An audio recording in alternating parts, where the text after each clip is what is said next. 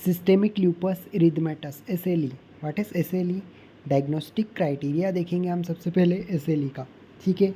तो SLE systemic lupus इरिथमेटस, इसमें यहाँ पे 11 अपन पॉइंट्स में डायग्नोस्टिक क्राइटेरिया देखेंगे। सबसे पहला क्राइटेरिया है मेलार रेस। मेलार रेस में क्या होता है? फिक्स इरिथमा फ्लैट और raised over the malar eminence. Malar eminence पे फ्लैट और राइज्ड फिक्स्ड इरिथमा देखने को मिलता है। आपको डायग्राम दिखा रहा हूँ, देखो। सो यहाँ पे मेलार रेस का डायग्राम देख सकते हो आप, ये मेलार रेस है, ठीक। ये मेलार रेस के इमेजेस। तो मेलार रेस जो है फिक्स इरिथमा फ्लैट और raised over the malar eminence. Discoid rash क्या होते हैं? Discoid erythematous circular raise patches with adherent keratotic scaling and follicular plugging atrophic scarring में अकर। तो इसका भी आपको डायग्राम दिखाता हूँ पहले। सो यहाँ पे डिस्कोइड रेस दिख रहा है आपको। डिस्कोइड रेसेस जो इस तरीके के होंगे। एक तो हमने मेलार रेस पहले देख ली, इसमें मेलार रेस भी दिख रहा है डायग्राम्स में, पर ये जो ऊपर के दिखाई दे रहे हैं ये डिस्कोइड रेस है। अब आपने देख लिया discoid rash, erythematous circular raised patches, ये राइज्ड है।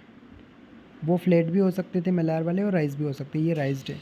विथ एडेरेंट कीरेटोटिक स्केलिंग, यहाँ पे स्केलिंग भी होगी और फॉलिकुलर पल्जिंग होगी, फॉलिकुलर प्लगिंग होगी, फॉलिकल्स की प्लगिंग होगी, और एट्रोपिक स्कारिंग भी हो सकती है यहाँ पे, atrophic scarring. Photo sensitivity, exposure to ultraviolet light cause rash. जैसे फोटो सेंसिटिविटी में क्या होता है? अल्ट्रावायलेट रेसेस के कांटेक्ट में आने से अपन को फोटो सेंसिटिविटी देखने को मिल सकती है। Oral ulcer, oral ulcer include oral and nasopharyngeal ulcer observe by the physician. Physician observe करेगा कि ओरल या नेजोफेरेंजियल रेसेस मिलेंगे, अल्सर्स मिलेंगे। आर्थराइटिस में क्या होगा? नॉन इरोजिव आर्थराइटिस,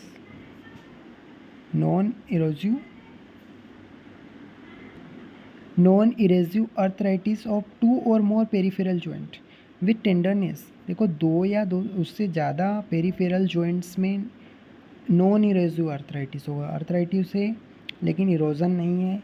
2 या उससे ज़्यादा पेरिफेरल जॉइंट्स में, जहाँ पे अपन को टेंडरनेस भी मिलेगी, स्वेलिंग मिलेगी और इफ्यूज़न मिलेगा।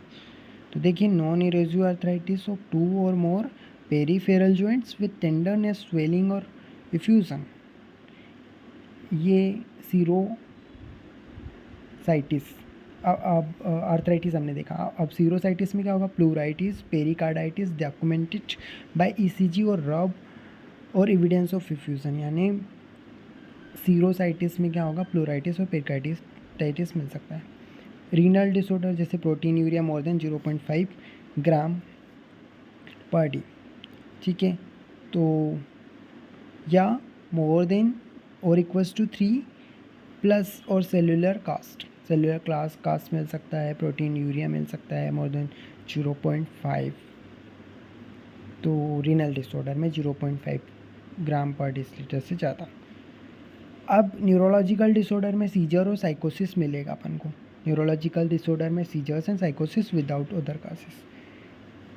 हेमेटोजेनिक डिसऑर्डर में क्या मिलेगा? हेमोलाइटिक एनीमिया में लिकोपीनिया, मतलब कि WBC का काउंट 4000 से कम हो जाएगा। लिम्फोपीनिया, लिम्फोसाइट्स का काउंट कम हो रहा है 1500 से कम।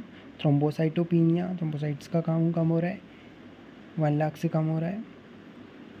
इम्यूनोलॉजिकल डिसऑर्डर मतलब एंटी डबल स्टैंडर्ड DNA, ठीक है, एंटी फास्फोलिपिड बन रही है। और एंटी न्यूक्लियर एंटीबॉडीज़, तो इसका पिक्यूलियर है, इसमें abnormal titre of anti nuclear antibodies by immunofluorescence और equivalent assay at any point in time in the absence of drug known to induce ANS। मतलब एंटी न्यूक्लियर एंटीबॉडीज़ अपन को इसमें मिलेगी, याद रखना है। एंटी न्यूक्लियर एंटीबॉडीज़ जो है डबल स्टैंडर्ड DNA ECG, यहाँ पे अपन को एंटी न्यूक्लियर एंटीबॉडीज़ हमने देख ली है ना। देखिए, सबसे पहले हमने मेलार रेस देखा, फिर डिस्कोइड रेस देखा, फिर फोटो सेंसिटिविटी देखी, उसके बाद ओरल अल्सर कहाँ पे हो रहा था? नेसोफेरेंजियल अल्सर और आर्थराइटिस में हमने नॉन इरोसिव आर्थराइटिस ऑफ 2 और more peripheral joints with tenderness, swelling and diffusion. Serositis में पेरिकार्डाइटिस और प्लूराइटिस। रीनल डिसऑर्डर में proteinuria more than 0.5 gram per D. Cellular काज भी मिल सकते हैं मोर देन 3। इसके अलावा न्यूरोलॉजिकल डिसऑर्डर में सीजर्स एंड साइकोसिस without other causes. Hematological causes में डिसऑर्डर में hemolytic anaemia, leukopenia, lymphopenia, thrombocytopenia.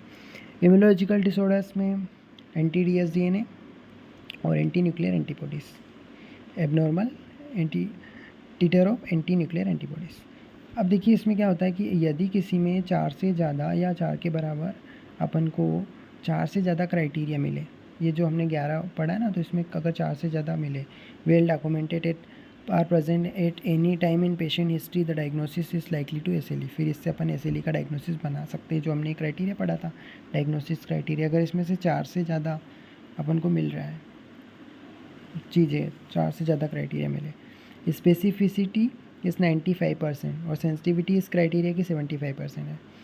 अब देखिए इसमें क्या होता है, एसएलई में एंटीबॉडीज़, एसएलई में किस किस तरीके से बनती है, एंटी न्यूक्लियर एंटीबॉडीज़ बनती है, एनए एंटी फास्फोलिपिड एंटीबॉडीज़ बनती है, ठीक है। तो एंटी फास्फोलिपिड एंटीबॉडीज़ की वजह से एंटी फास्फोलिपिड सिंड्रोम भी आएगा। एंटी बॉडीज़ जो है वो अगेंस्ट एलिमेंट ऑफ, अगर ब्लड एलिमेंट के अगेंस्ट बन रही है, एक तो एंटी न्यूक्लियर एंटीबॉडी बन गई, एक एंटी फास्फोलिपिड एंटीबॉडी। अगर ब्लड एलिमेंट के अगेंस्ट बन रही है तो उसमें क्या आ जाएगा, अगर रेड ब्लड सेल के अगेंस्ट एंटीबॉडी बन रही है तो वहाँ पे कूम टेस्ट कराते हैं, कूम टेस्ट पॉजिटिव आएगा और हीमोलाइटिक एनीमिया मिल जाएगा। फिर अगर डब्ल्यूबीसी के अगेंस्ट एंटीबॉडी बनती है तो ल्यूकोपीनिया मिल जाएगा और लिम्फोपीनिया मिलेगा। अगर प्लेटलेट के अगेंस्ट एंटीबॉडी बनती है एसएलई में तो थ्रोम्बोसाइटोपिनिया मिलेगा। हम इसका देख ही चुके कि ल्यूकोपीनिया में लेस देन 4000, लिम्फोपीनिया में 1500 से कम और 1 लाख से कम थ्रोम्बोसाइटोपिनिया में। एसएलई जो है कैरेक्टराइज होता है typically bye non erosive arthritis. यहाँ पे इरोजन नहीं होता है आर्थराइटिस में, ठीक है, नॉन इरोजिव आर्थराइटिस हो रहा है विद स्वेलिंग, है ना, टेंडरनेस हमने देखा था। डायग्नोस्टिक क्राइटेरिया आर्थराइटिस इन एसएलई, डायग्नोस्टिक क्राइटेरिया क्या है कि ये नॉन इरोजिव आर्थराइटिस होगा, है ना, और 2 से ज़्यादा पेरिफेरल जॉइंट को अफेक्ट करेगा और टेंडरनेस, स्वेलिंग और इफ्यूजन मिल सकता है।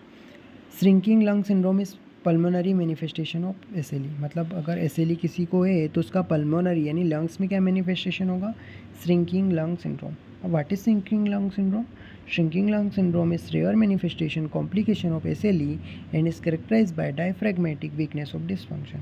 डायफ्राम की वीकनेस हो जाएगी और डिसफंक्शन देखने को मिलेंगे डायफ्राम का। श्रिंकिंग लंग सिंड्रोम में क्या होता है, associated with restrictive physiology and abnormality of ventilation and the absence of overt parenchymal और वास्कुलर डिसीज। तो यहाँ पे श्रिंकिंग लंग सिंड्रोम में किसके साथ एसोसिएटेड हो सकता है, फिजियोलॉजी और मतलब रेस्ट्रिक्टिव फिजियोलॉजी और एबनॉर्मलिटी ऑफ वेंटिलेशन। वेंटिलेशन की फिजियोलॉजी में रेस्ट्रिक्शन आएगा, उसमें एबनॉर्मलिटी आएगी और क्या मिलेगा, अब्सेंस ऑफ ओवर पेरेंकाइमल और vascular disease. Restriction is due to selective weakness of muscles of respiration include the diaphragm. यानी रेस्ट्रिक्शन हो रहा है, वीकनेस आ रही है मसल्स ऑफ रेस्पिरेशन में, मेनली डायफ्राम की। वायर लूप लीजन जो है कैरेक्टरिस्टिक फीचर है एसएलई का।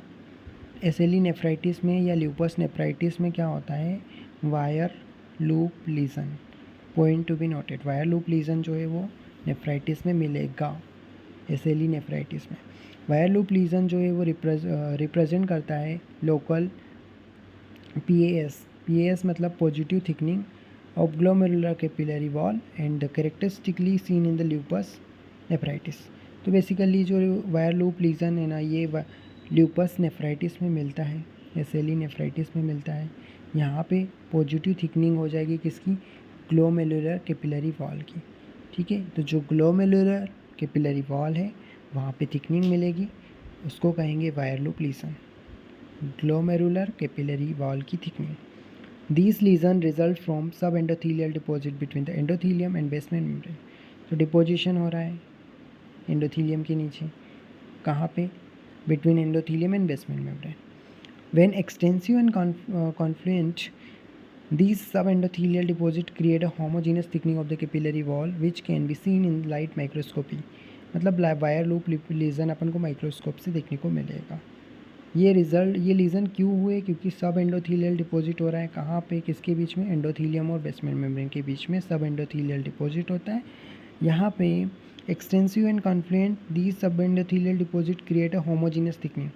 कैपिलरी वॉल जो है ना, किसकी capillary wall? Glomerular capillary wall, वहाँ पे थिकनिंग हो जाएगी, जिसको अपन माइक्रोस्कोप में देखेंगे तो वायर लूप लीजन दिखेगा। वायर लूप लीजन जो है वो मोस्ट कैरेक्टरिस्टिक फीचर है ल्यूपस नेफ्राइटिस का, क्लास 4 और डिफ्यूज ल्यूपस नेफ्राइटिस का।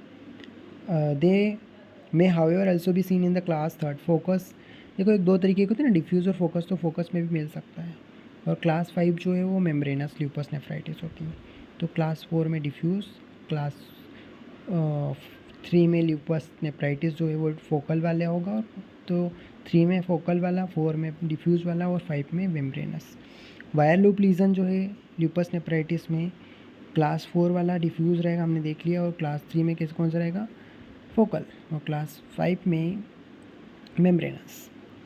Malar rashes in SLE is typically fixed erythematous flat raised over the malar eminence, ये हमें पता है मेलार एमिनेंस पे होता है। तो रेसिस ओवर द फेस, अगर मेलार है रेसेस मिल रहे हैं तो वो नॉन इरिथमेटस हो, अगर उसमें इरिथमा नहीं हो तो वो क्या होगा? अगर उसमें इरिथमा यानी रेडनेस नहीं होगा तो वो कोलिज्मा हो सकता है। और अगर इरिथमेटस है, जब भी मेलार रेसेस मिल रहे हैं और इरिथमेटस है तो वो SLE हो सकता है, या फोटोसेंसिटिविटी रिएक्शन हो सकती है, या कॉन्टैक्ट डर्मेटाइटिस हो सकता है। तो what is the main difference between the SLE, कोलिज्मा, पॉजिटिव फोटोसेंसिटिविटी या कॉन्टैक्ट डर्मेटाइटिस? तो SLE में क्या होता है कि ये सिस्टेमिक इन्वॉल्वमेंट मिलेगा, जैसे हमने क्राइटेरिया में अदर सिस्टेमिक इन्वॉल्वमेंट भी देखा था। मेलार रेस जो है SLE में बटरफ्लाई शेप के होते हैं और इरिथमेटस होते हैं। कोलिज्मा में कोई इरिथमेटस रेसेस नहीं होते, ये लाइट ब्राउन कलर के रेसेस कोलिज्मा में होते हैं, और यहाँ पे कोई हिस्ट्री नहीं मिलेगी प्रेगनेंसी की, है ना। No history suggestive systemic involvement of history of pregnancy. Photosensitivity में क्या रहेगा? History of being expose to sunlight का एक्सपोजर हुआ है फोटोसेंसिटिविटी में, और इरिथमेटस रेसेस मिलेंगे। और कॉन्टैक्ट डर्मेटाइटिस में क्या रहेगा? History suggestive to contact with provocative agent, मतलब जो भी काजेटिव एजेंट है वो भी अपन को मिलेगा उसकी हिस्ट्री, और इरिथमेटस रेसेस भी रहेगा कॉन्टैक्ट डर्मेटाइटिस में। अब bilateral parotid enlargement is not a feature of SLE, कभी भी दोनों साइड की पेरोटिड इनलार्ज हो रही है तो वो SLE का फीचर नहीं है ना। काजिस, अच्छा, बाइलेटरल पेरोटिड इनलार्जमेंट का कारण क्या है? मॉप्स हो सकता है वायरल इन्फेक्शन में, influenza, Epstein Barr virus, coxsackie virus, A, cytomegalovirus और HIV। मेटाबॉलिक काज क्या होता है बाइलेटरल पेरोटिड इनलार्जमेंट का? Diabetic mellitus, cirrhosis, chronic pancreatitis, hyper lipoproteinemia. और endocrinal cause of bilateral parotid enlargement is acromegaly, gonadal hypofunction, और miscellaneous का sarcoidosis, amyloidosis और Sjogren syndrome. Indication for the use of corticosteroid in SLE में कौन से corticosteroid use करना है? तो वो SLE में अपन को CMDT, ठीक है। तो सबसे पहला इसमें थ्रोम्बोसाइटोपेनिक परप्यूरा के लिए, फिर हिमोलाइटिक एनीमिया के लिए, मायोकार्डाइटिस, पेरिकार्डाइटिस, कन्वल्जन्स और नेफ्राइटिस, इनके लिए अपन यूज़ करते हैं CMDT। कॉर्टिकोस्टेरॉइड कब कब यूज़ कर सकते हैं? इन बीमारियों में, thrombocytic purpura, pericarditis, hemolytic anaemia, myocarditis, convulsions और नेफ्राइटिस। कभी कभी क्या होता है? Drug induced lupus. Drug induced lupus मतलब जब यहाँ पे एक ऐसा सिंड्रोम SLE का जिसमें SLE जैसे सिम्टम रहे और पॉजिटिव एंटी न्यूक्लियर एंटीबॉडी भी मिले, और ये कब देखने को मिले? जब कोई ड्रग थेरेपी ले रहे, ठीक है, तो कुछ मेडिकेशंस ले रहे, कोई बायोलॉजिकल एजेंट खाने के दौरान अपन को मिले SLE जैसे लीजन्स, और एंटी न्यूक्लियर एंटीबॉडी भी पॉजिटिव आ जाए, तो उसको कहेंगे ड्रग इंड्यूस्ड ल्यूपस।